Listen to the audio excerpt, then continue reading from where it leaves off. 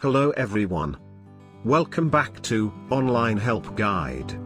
Today, in this video, I will be showing you how to share Instagram posts to stories. First, open the Instagram app on your phone. Now from the bottom navigation bar, click on the profile picture. Tap on the post that you want to share. You will see the heart icon, comment icon, and share icon just below the post. Tap on the share icon. Then tap on add post to your story. You can edit your story post if you want, or you can just click on next. Click on the share button.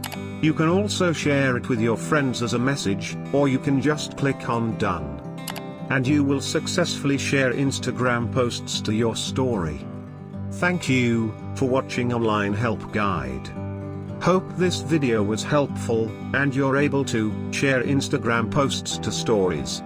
If you like our video, then don't forget to hit the like button on our video and comment down if you have any question or feedback.